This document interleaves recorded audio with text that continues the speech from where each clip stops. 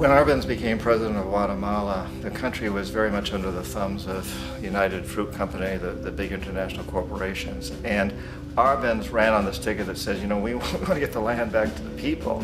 And once he took power, he was implementing policies that would do exactly that, give the land rights back to the people. United Fruit didn't like that very much. And so they hired a public relations firm, launched a huge campaign in the United States to convince the United States people, the citizens of the United States, and the press of the United States, and the Congress of the United States, that Arbenz was a Soviet puppet, and that if we allowed him to stay in power, the Soviets would have a foothold in this hemisphere. And that, at that point in time, was a huge fear on everybody's mind, the Red Terror, the Communist terror. And so, to make a long story short, out of this public relations campaign came a commitment on the part of the CIA and the military to take this man out. And in fact, we did. We sent in planes, we sent in soldiers, we sent in jackals, we sent everything in to take him out, and did take him out. And as soon as he was removed from office, the new guy that took over after him basically reinstated everything to the big international corporations, including United Fruit.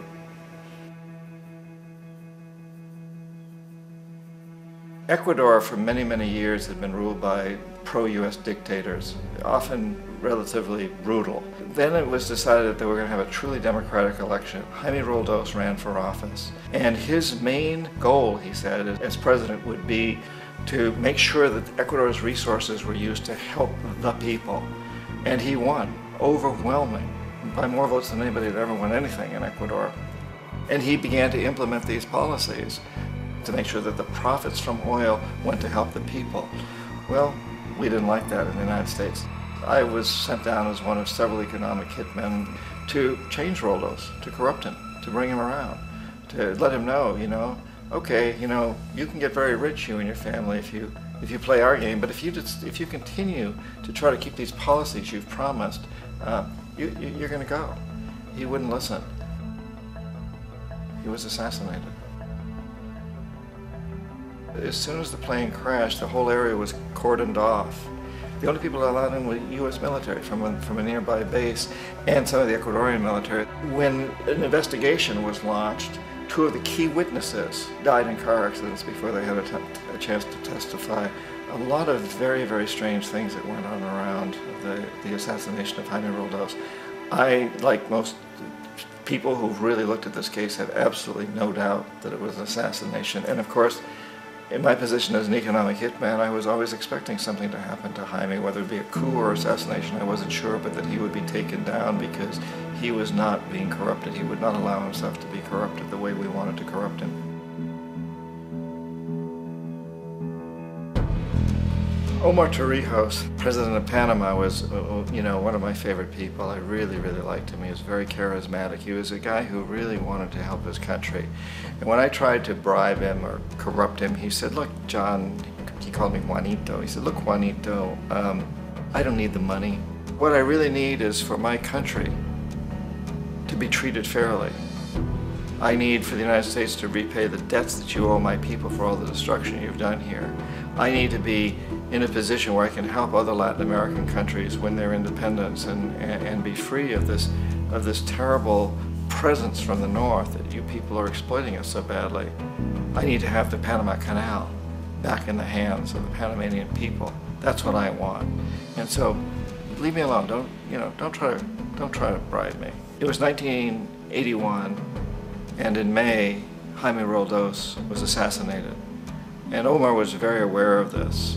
Torrijos got his family together and he said, I'm probably next, but it's okay because I've done what I came here to do. I've renegotiated the canal. The canal will now be in our hands. He just finished negotiating the treaty with Jimmy Carter. In June of that same year, just a couple of months later, he also went down in an airplane crash, which there's no question was executed by CIA-sponsored jackals. Tremendous amount of evidence that one of Torrijos' security guards handed him at the last moment as he was getting on the plane a tape recorder, a small tape recorder that contained a bomb.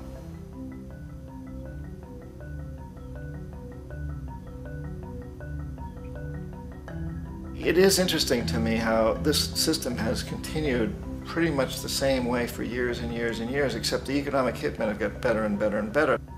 Then we come up with, very recently, what happened in Venezuela. In 1998, Hugo Chavez gets elected president, following a long line of presidents who had been very corrupt and basically destroyed the economy of the country. And Chavez was elected amidst all that. Chavez stood up to the United States, and he's done it primarily demanding that Venezuelan oil be used to help the Venezuelan people. Well, we didn't like that in the United States. So in 2002, a coup was staged, which there's no question in my mind, and most other people's minds, that the CIA was behind that coup.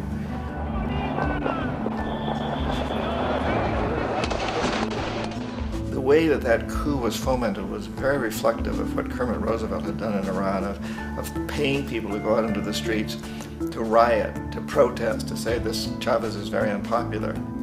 You know, if you can get a few thousand people to do that in television, and can make it look like it's the whole country, and things start to mushroom. Except in the case of Chavez, he was smart enough, and the people were so strongly behind him that they overcame it, which was a phenomenal moment in the history of Latin America.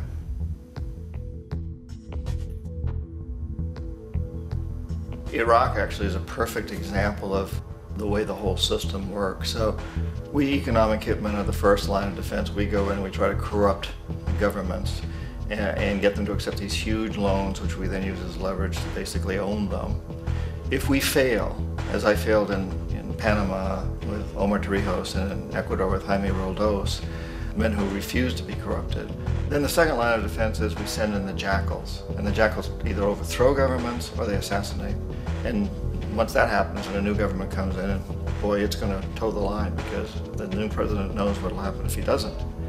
In the case of Iraq, both of those things failed. Economic hitmen were not able to get through to Saddam Hussein. We tried very hard. We tried to get him to accept a deal very similar to what the House of Saud had accepted in Saudi Arabia, but he wouldn't accept it.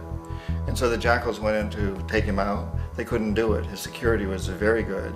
After all, he had one time worked for the CIA. He'd been hired to assassinate a former president of Iraq and failed, but he knew the system. So in '91, we send in the troops and we take out the Iraqi military. So we assume at that point that Saddam Hussein is going to come around. We could have taken him out, of course, at that time, but we didn't want to. He's the kind of strong man we like. He controls his people. We thought he could control the Kurds and keep the Iranians in their border and keep pumping oil for us. And that once we took out his military, now he's going to come around. So the economic hitmen go back in the 90s without success. If they'd had success, he'd still be running the country. We'd be selling him all the fighter jets he wants and everything else he wants. But they couldn't, they didn't have success. The jackals couldn't take him out again, so we sent the military in once again, and this time we did the complete job and took him out, and in the process created for ourselves some very, very lucrative construction deals. We had to reconstruct a country that we'd essentially destroyed, which is a pretty good deal if you own construction companies, big ones. So, you know, Iraq shows the three stages. The economic hitmen failed there, the jackals failed there, and as a final measure, the military goes in. And in that way, we've really created an empire, but we've done it very, very subtly. It's clandestine. All the empires of the past were built on the military, and everybody knew they were building them. So that the British knew they were building them, the French, the Germans, the Romans, the Greeks. And they were proud of it, and they always had some excuse, like spreading civilization, spreading some religion, something like that. But they knew they were doing it. We don't. The majority of the people in the United States have no idea that we're living off the benefits of a clandestine empire, that today there's more slavery in the world than ever before. And then you have to ask yourself, well, if it's an empire, then who's the emperor? Obviously, our presidents of the United States are not emperors. An emperor is someone who's not elected, doesn't serve a limited term, and doesn't report to anyone, essentially. So you can't classify our presidents that way. But we do have what I consider to be the equivalent of the emperor, and it's what